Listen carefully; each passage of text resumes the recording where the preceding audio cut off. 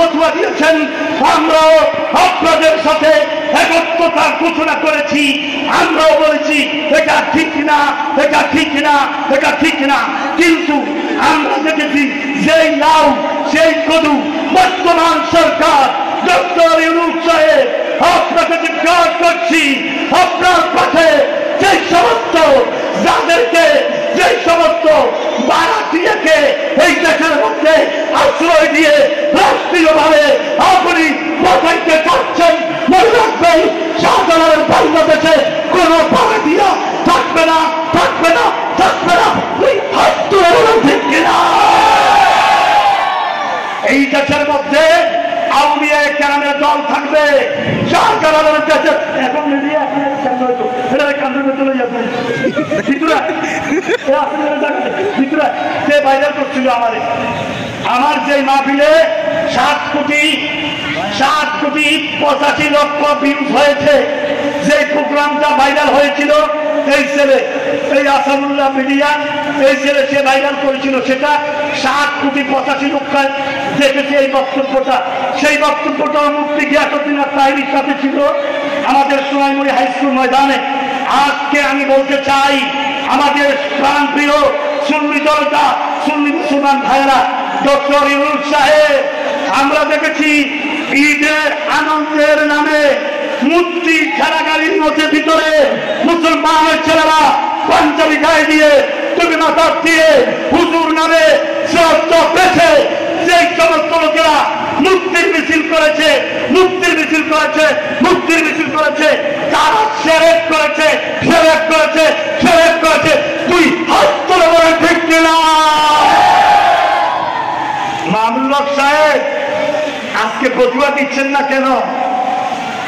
আমরা ঈদে মিলাদুন নবী করলে আপনাদের গাও জ্বলে, আমরা ঈদে মিলাদুন নবী করলে আপনাদের শরীর জ্বলে, শরীর পোড়ায়।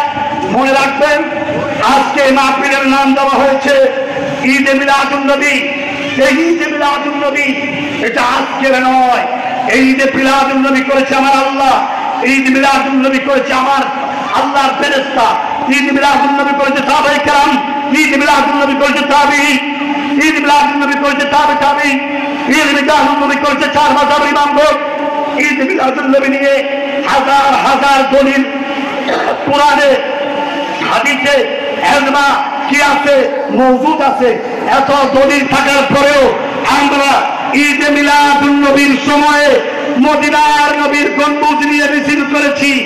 আমরা কোন মূর্তি নিয়ে, কালীর মূর্তি, আপনার সিদ্ধেশ্বরের মূর্তি, কোন মূর্তি নিয়ে মিছিল করি নাই। দেখেছি আপনারা কার মূর্তি নিয়ে মিছিল করেছেন, ওই লোকটাকে, ওই লোকটার নাম প্রকাশ করা লাগবে। ওই লোকের নামে যদি মূর্তি তৈরি করে থাকেন, মূর্তি তৈরি করে থাকেন, প্রকাশ্য মাপ চাওয়া, প্রকাশ্যে মাপ চাওয়া, প্রকাশ্যে মাপ চাওয়া, জোরে বলেন দরকার আছে না? যদি মাপ না চান, জনগণ আপনাদেরকে গ্রহণ করবে। আগে দেখতাম পয়লা বৈশাখ হইলে যত হুজুর আছে, কত দলিল। এবার পয়লা বৈশাখে এক গ্রুপ মাদ্রাসা ছাত্ররা পয়লা বৈশাখ নববর্ষ লেখে ছবি করেছে। ইউনূস সাহেব আগে আপনারা বলতো সুদখোর, আপনার ডরে আপনি কোন মামলা করেন, আপনার ভয়ে অনেক সুদখোর কয় না, এই টাকা আপনার কি নাম, এই টাকা বাড়লা, এই টাকা বাড়লা। হ্যাঁ, আমরাও ভাড়া করি রাষ্ট্রীয়ভাবে ঈদে মিলাদুন নবী যদি বন্ধ হয়, এই বেড়া কালা, এই বেড়া কালা, এই বেড়া কালা, হাত ধরে মানে ঠিক কিনা? ঈদে মিলাদুন নবী এই দেশে চলবে কি চলবে না? এই যুবক ভাইয়েরা বলে চলবে কি চলবে না? নারে তাকবীর, নারে তাকবীর, নারে সালাত, কুরআন সুন্নাহর আলো, ওই মিলাদুন নবীর আলো, শবে বরাতের আলো, শবে কদরের আলো, ঘরে ঘরে আলো, শবে মেরাজের আলো, ঘরে ঘরে আলো, মা বাবার জন্য 40 আলো, ঘরে ঘরে আলো, আজানের আগে সালাতু সালামের আলো, ঘরে ঘরে আলো, জানাজার পরে মুনাজাতের আলো, ঘরে ঘরে আলো, সম্মিলিত সালাম, সম্মিলিত মুনাজাত।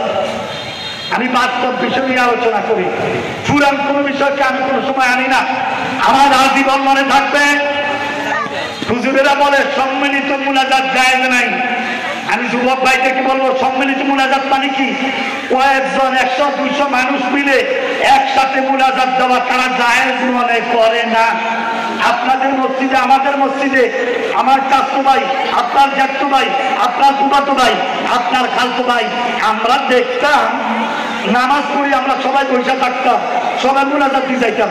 হঠাৎ করে দেখি একজন জামাই, আমার এলাকার মধ্যে জামাই উনি আসছে, উনি মুনাজাতটা দিয়ে চলে যায়। আমি কইলাম ঘটনা কি? আপনি মুনাজাত দিয়া যাইতেছেন, কারণটা কি? কয় এটা বেদাত। আমি তো জুমা পড়ে যাই, তখন খাইবেন, এটা তৈরি আসেনি, এটা অত বেদাত। আমার দিকে চাইয়া তোমার পড়িয়া গেছে, একটু জোরে কন মারহাবা। কারণ তো খানার মধ্যে আঘাত হচ্ছে। এখন কি খানার মধ্যে আঘাত হচ্ছে? হাদিসে আছে 10 জন লোক যদি একসাথে থাকে, 40 জন লোক যদি একসাথে থাকে, সেখানে যদি সম্মিলিত মুনাজাত হয়, 40 জনের উসিলায় যে কোনো একজনের মুনাজাত কবুল করলে আল্লাহ পাক একজনের উসিলায় 40 জনের মুনাজাত কবুল করবে। 2 হাত তুলে বলেন ঠিক কিনা? আমরা নামাজের পরে মুনাজাত দেব তো? কারা কারা দিচ্ছেন না একটু হাত তুলে দেখান। আমি তো কিছু 2 নম্বর আছে।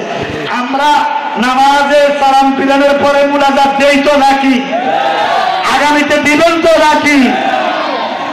কেউ যদি না দেয় তারে কোনো আঘাত করেন না, তারে কইবেন তোমার হাতের মধ্যে কোনো বাতিল বেড়ানো তো চিনি, আল্লাহ তোমার আর দিছে, তুমি কিনলে গিয়ে হাত তোলো না। আমার আল্লাহ তো উজিবুদ দাওয়াতা দাঈ ইযা দাআনি ফালইস্তাজীবু লি ওয়া ইউমিনু বিল আল্লাহু ইয়ারশুদুন। আমার আল্লাহ তো বান্দা যখন আমারে ডাকে, আমি আল্লাহ বান্দার ডাকা সাড়া দেই। একটু জোরে বলেন না সুবহানাল্লাহ। আজকে সারা বাংলাদেশে কি আনন্দ ফুর্তি চলতেছে, মাজার ভাঙ্গে ভেঙ্গে। একটু জোরে করেন, মাজার ভাঙ্গা হয় কি হয় না? আজকে পেলে হইতো না, জোরে বলেন হয় কি হয় না? আপনারা মাজার ভাঙতেছেন, আপনাদেরকে আমি বলবো ভাই, বেয়াদবির একটা সীমা আছে, বেয়াদবি করবেন না। ওই উত্তরবঙ্গ কালুসার মাজার 200-300 বছরের ঐতিহ্য, যে হুজুরে ভাঙছে, আমি মিথ্যা কথা বলি না, ইউটিউবে দেওয়া আছে, আপনারা চার্জ দিলে পাইবেন।